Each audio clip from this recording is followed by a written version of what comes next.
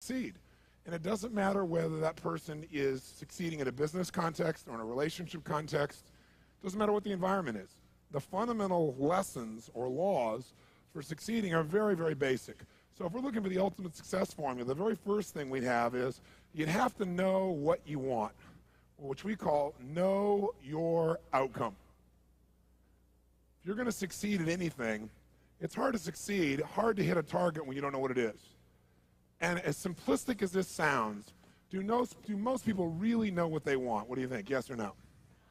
At least not consciously they don't, right? And so it's going to be very, very difficult to achieve what you want when you haven't defined it.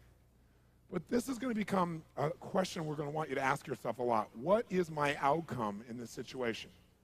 I even have a time management system that I developed. It's really a life management system, which we call OPA, because the first O stands for what's my outcome. Because you can come up with a question like, what should I do? And you're going to end up with a long list. But as you do all these things, what will happen is you can cross everything off your list and still be unfulfilled and not really achieve anything that matters. So you'll say, what's my outcome first? Then you begin to decide what you need to do to get the outcome. So in this case, we want to say, what's your outcome? You want to make it a habit to ask this question a lot. You're in the middle of a conversation. Stop yourself if it seems to be going nowhere and say, what's my outcome here? Do I want to connect? Do I want to influence this person? Do I want to learn something? What's your outcome? For example, how many of you have ever been caught up in an argument and you even forgot what you're arguing for, but you knew you had to win? How many been there? Say aye. Okay, if in the middle of that argument you were to ask yourself the question, what's my outcome here? I guarantee you your brain would say, well, my outcome is not to fight, my outcome is to resolve this. And as you get clear on what your real target is, your behavior will change automatically. So very, very few people know what they want. And the more clear you can get about what you want, the more you can really achieve. So right underneath this is the subset of number one, still number one, just like clarity is power. Clarity is power. The more clear you can become about what it is you really want, the more power you're going to have. Because your brain is like a servo mechanism in a bomb, as an example. When they send a missile out, it has a servo mechanism. It knows what the target is. And when the target moves, it follows it. Well, your brain is very similar. When you decide exactly what it is you want, you start picking up information that you never would have picked up before consciously. For example, have you ever bought a particular car or maybe a certain outfit, and then all of a sudden you see that car or outfit everywhere? How many of you had that experience? Say aye. Well, was that car or outfit already around you all the time? Yeah, but you didn't notice it because there's a portion of your brain that is responsible for one thing, and that is screening out 99% of what you see, hear, and feel in life. Because if you were to notice everything that's going on in this room right now, you go stark raving mad. But most of you don't. You pay attention to a small number of things. If you could right now notice what? Millions of things. You could notice my voice. You could listen to what I'm saying. You could notice what's going on in the background, the screens. You could hear the air conditioning. You could smell your neighbor off to all that jumping up and down and notice that. Right? You could feel maybe a little sweat trickling across your chest or whatever was going on after all that jumping up and down. You could feel the blood maybe vibrating or circulating through your left eardrum, but you don't think about those things, so maybe I mention them or something triggers it. So this part of our brain that's responsible for deleting most of our thoughts and most of the things that are going on around us, that part of our brain, when it knows what you want, it makes you notice those things. You suddenly see that car because it's important. It's called the reticular activating system. You don't have to write all that down. For short, it's called RAS. The reticular activating system tells your brain what to pay attention to. So when you say, this is what I really want, now anything that relates to that you wouldn't have noticed before will start popping up into your focus. And a lot of times people say, it's amazing. I decided this, and it was kind of synchronicity. These things started popping up. Well, these things were probably around you before, but you never noticed them because you hadn't decided your outcome. Now, when you know your outcome, you're ahead of 95% of the population. But that's not enough. The second thing you got to know is a lot of times you know your outcome, but you lose your drive. You want something, but you forget the most important thing, which is know why you want it. Know why you want it. You got to know the purpose. In our OPA training system, when people are managing their lives, we have them ask, what's my outcome? And then why do I want this? Because any person successful, really successful, knows exactly what they want and they know why. The reason you got to know why is, remember I said yesterday, reasons come first, answers come second. If you get enough reasons, you can get a big enough why, you can figure out how to do about anything. But you got to have purpose, because purpose provides drive. Now, if you know what you want and you know why, you're light years ahead of most of the population, but you got to go to the step that most people seem to avoid. And that is you got to take massive what? That's right. And the key word there is massive. Massive action can be a cure-all when you know what you're after and you know why you want it. Because when you know what you're after, when you take action, you won't just be expending energy. You'll be moving yourself in a direction towards something you really, really want. And by the way, last night we called taking massive action personal what? Power, which means the ability to take action. And what stops people from taking action? Primarily what? Fear. And the way you get over that fear is, what do you think is the number one fear most people have? Failure. And the reason is they feel if they fail, they won't be loved. They'll be rejected. They'll be hurt. They'll be judged. So what they really are afraid of is losing love. And they think that this rejection, or I should say this failure, will lead to that rejection or loss of love. The truth of the matter is you can't fail unless you don't try. If you try something that doesn't work, you just learn from it, and that'll make you better the next time you go about it. Now, if you know your outcome, know why you want it, and take massive action, you're now in the most small percentile of people on the planet. So what's the next step, though? Well, you can take a lot of action and get caught up in a pattern. Like become so determined that you became like tunnel vision, like, I know this is going to work. And so you keep running east looking for a sunset with total certainty and a lot of belief, high standards, still doesn't work.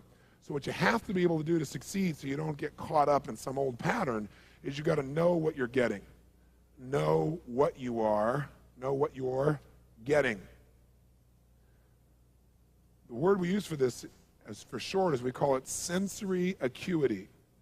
Sensory acuity is the idea that you want to become acutely sensitive to whether what you're doing is working or not.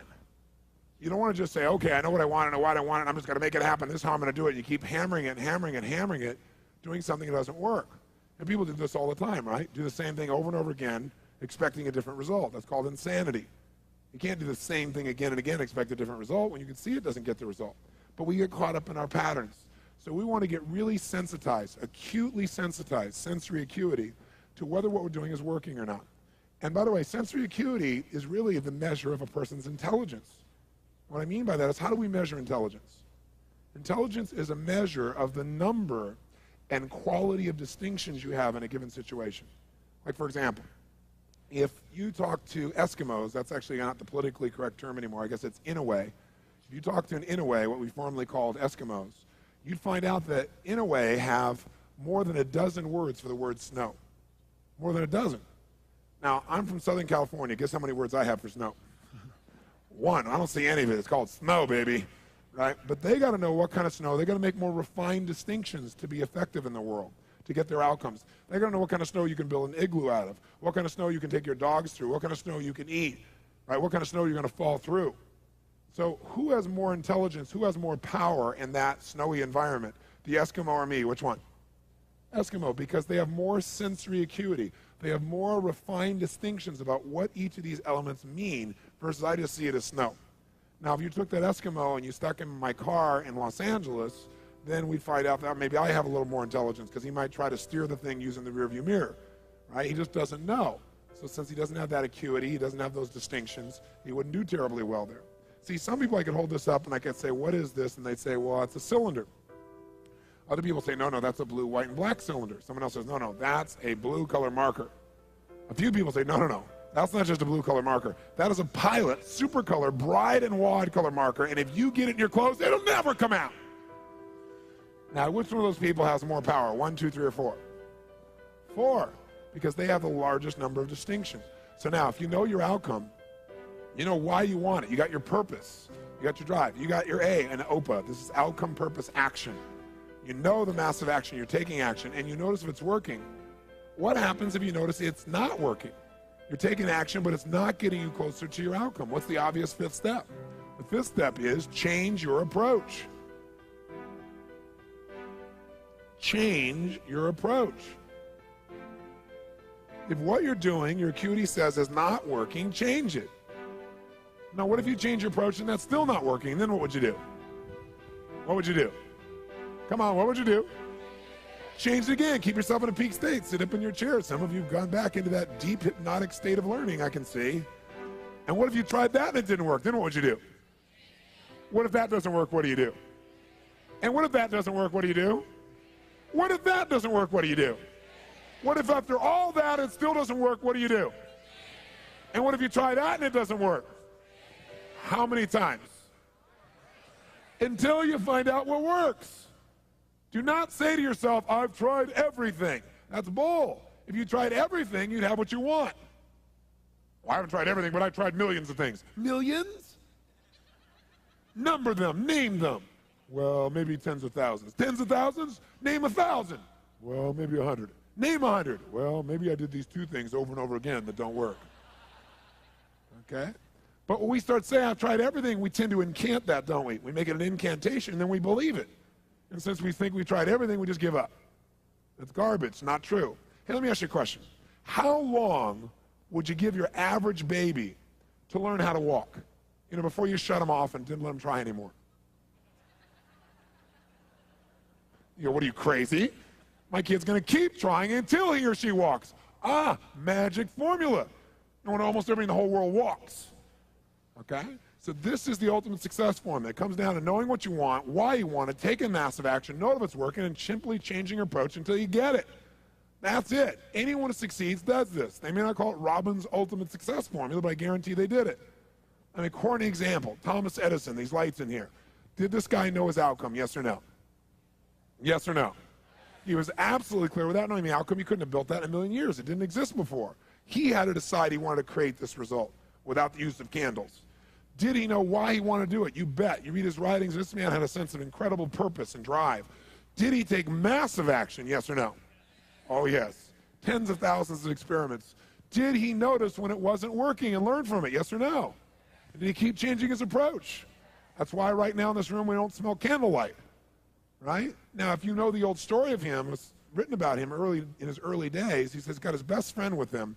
He's doing this experiment, and as he's doing it, he creates a small explosion, which shakes the room, scares both of them very, very severely. And then at the end of that, he gets up, and his friend is totally shaken, freaked out. He pulls out his journal, and he starts writing. And his buddy says to him, "What's the matter with you? Insane? You almost killed us. So you're going to wait till you have 10,000 failures before you give this stupid idea up?" And Edison's response to him was, "I didn't have a failure there." He goes, "That's your 9,999th failure." He said, "No, it's not." He said, "I discovered the 9,999th way not to invent the electric light bulb. But I did discover how to create a small explosion which may be useful in the future somewhere else."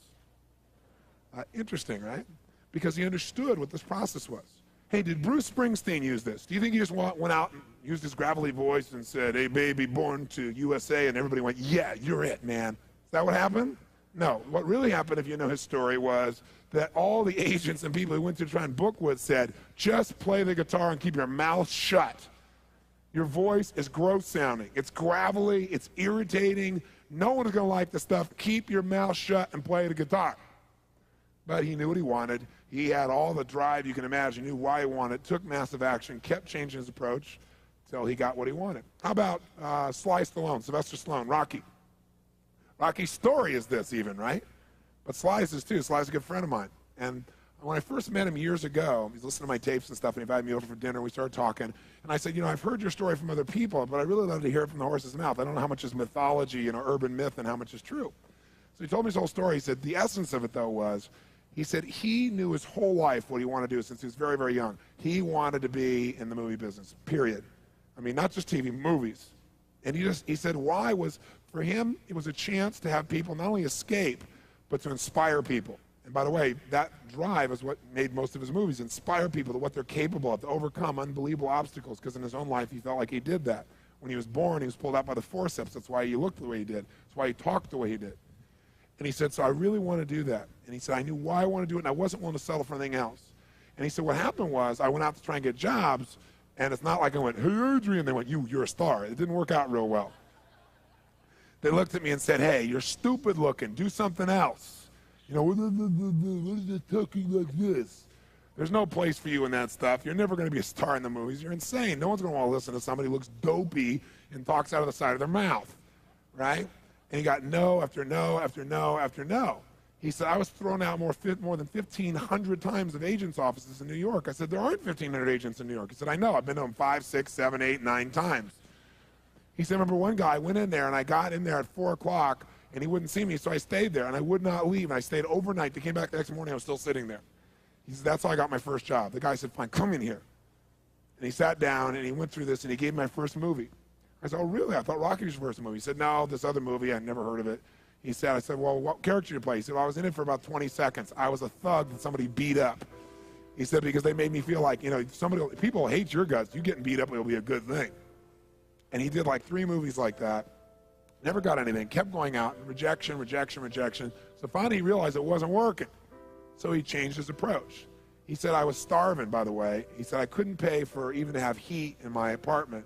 My wife was screaming at me every day to go get a job. I said, well, why didn't you? He said, because I knew that if I got a job, he said, I'd get seduced back and I'd lose my hunger. He said, I knew that the only way I could do this is if it was the only choice, if I burned all other bridges. Because if I did a normal job, pretty soon I'd be caught up in that rhythm and that stuff, and I'd feel okay about my life, and I feel like my dream would just gradually disappear. He said, I wanted to keep that hunger. That hunger was the only thing I thought was my advantage. He said, my wife didn't understand that at all. He said, we'd have these vicious fights, and he said it was freezing. So I was broke, we had no money, and he said, so I finally went to the public library one day because it was warm. So I didn't want to read anything. So I went in, New York Public Library. He said, I was hanging out there, and I sat down in this chair, and somebody left a book there. And he said, I looked down at this book, and it were the poems of Edgar Allan, stories of Edgar Allan Poe. And he said, so I started reading it, and he said, I got totally into Edgar Allan Poe. And he said, I know everything about it. He goes on for another 20 minutes telling me about Edgar Allan Poe. He knows everything, how he died, what it was about, what really happened. And I said, well, what did Poe do for you? He said, Poe got me out of myself. He got me to think about how I could touch other people and not worry about myself so much. And he said, it made me decide to become a writer. I said, just imagine Rocky the writer, right? And he said, so I tried to write a bunch of screenplays, nothing worked. I was totally broke. He said, I didn't even have $50. And he said, and finally, he said, I sold a script. It was called Paradise Alley. He said, it's a movie I made many years later, but I sold it. And he said, I sold it for $100. He said, but $100 was a ton of money, man. I was so thrilled. I thought, I'm on my way. But it never led to anything. And he said, so finally, he said, I kept going and going and going. He said, finally, we were so broke. He said, I hawked my wife's jewelry. He said, Tony, there's some things in life you should never do. He said, that was basically the end of our relationship. She hated my guts so much. He said, now we were so broke, we had nothing, no food, no money. And he said, the one thing I loved most in the world was my dog. He said, I love my dog because he gave me unconditional love, unlike my wife. And he said, so what happened was, though, we were so broke that to survive, I couldn't even feed my dog.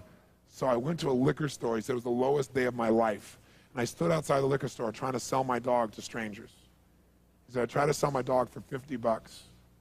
And he said that finally this one guy negotiated with me and bought my dog for me, my best friend on earth, for $25. He said, I walked away from there and I cried. He said, it was the worst thing that ever happened in my life. He said, 2 weeks later, I'm watching a fight between Muhammad Ali and Wepner, this white guy that's getting bludgeoned but just keeps on coming even though he gets the hell beat out of him. And he said, I got an idea. He said, as soon as the fight ended, I started writing. He said, I wrote for 20 straight hours. I did not sleep. I wrote the entire movie in 20 hours straight. Right then. Saw the fight, wrote the movie. Whole thing, done. He said, I was shaking at the end. I was so excited. He said, I really knew, man. I knew what I wanted. I knew why I wanted it. He said, just like you teach that formula. He said, but I said, man, I took the action. Now it's time to deliver. And so he said, I went out and started trying to sell it to agents. And they all would read it, and they'd say, this is predictable. This is stupid. This is sappy. He said, I wrote down all the things they said, and I read them the night of the Oscars when we won. Right? He said, it was really good, right? The greatest revenge is massive success. And he said, so what happened was, he said, I kept going, trying to sell it, nobody going, I'm broke, I'm starving. He said, finally, I meet these guys, they read it, and they believe in the script, and they love it. And they offer me $125,000 for my script. I said, oh my God, you must have been out of your mind. He said, I was. I said, just one thing though, guys, you got a deal based on one thing. And they said, what's that? He said, I got a star in it. They went, pfft. What are you talking about? You're a writer. He said, no, I'm an actor. I said, no, you're a writer. He said, no, I'm an actor. That is my story, and I'm Rocky. He said, I got to play it. I got to be the head person. I got to be the starring role. And they said, there's no way. We're not going to pay you $125,000, take some no name and stick you in that and throw our money away. We need a star, And they want to have Ryan O'Neal play Rocky, to give you a picture. Can you imagine? That's who they picked, right? And so he said, no way, Ryan O'Neal isn't Rocky, I'm Rocky. Went through this whole thing, right? They said, well, take it or leave it. He said, I left the room. I said, if that's what you believe, you don't get my script, and he left. Here's a man with no money, none, totally broke, offered $125,000 more money he'd seen in his lifetime, and he walked away because he knew his real what? Knew his real what? And why he wanted it, he was committed to it. So he said they called him a few weeks later, and they came and brought him back, and they offered him $250,000 not to star in his own movie. He turned it down, $250,000. They came back, their final offer was $325,000. They wanted this thing. He said, not without me, and they said no. They finally compromised, and they gave him $35,000 and points in the movie, because they said, if this is going to happen, then you're going to take the risk with us. And the bottom line is, we don't think it'll work, but at least we won't spend a bunch of money on you. And then they only spent $1 million to make Rocky, and it grossed $200 million at the time. I mean, it was done pretty well. But what's interesting about this is, I said, what'd you do? I mean, even $35,000, it's not $250,000. That's a lot of money when you don't have 25 bucks. I said, what's the first thing you did? I figured you went out and partied or something. He said, I went to that liquor store for 3 straight days and hoped that the man who had my dog frequented the store. He said, because I want to buy back my dog. I thought that was so cool, right? That was really cool. I said, what happened? He said, third day I was there, this guy walks by, and I see him, and I can't believe it, and there's my dog. And I looked at him, and I said, sir, remember me? And he said, it had been about a month and a half by the time this had all come about. And he said, remember me? You know, I'm the guy who sold you the dog. I goes, yeah, I love the dog. He said, well, look. He said, I was so broke, I was starving. He's my best friend. I'm sure you love him too, but I got to have him black. Please, I beg of you. He said, I'll pay you $100 for the dog. I know you paid me $25, but I'll give you $100. The man said, absolutely not, no way. It's my dog now. You can't buy him back, right? And Sly said, you know, Tony, you know how you say know your outcome? I said, yeah. He said, I knew it. And he said, I kept changing my approach, so I went $500 for the dog. The guy said, absolutely no way. He said, $1,000 for my dog. The guy said, no amount of money on earth is ever going to get this dog for you. I said, what'd you do? He said, I knew my outcome, right? Because he listened to these tapes, kept to him. He said, I decided to take massive action. He said, I got my dog. I just kept changing my approach, so I got it. I said, what'd it cost you? $15,000 and a part in Rocky. The guy's in Rocky.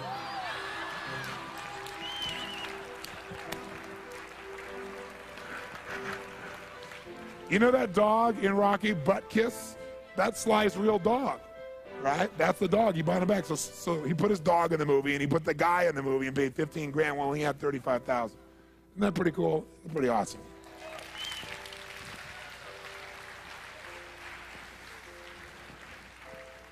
So there's always a way if you're committed. Just got to keep changing your approach.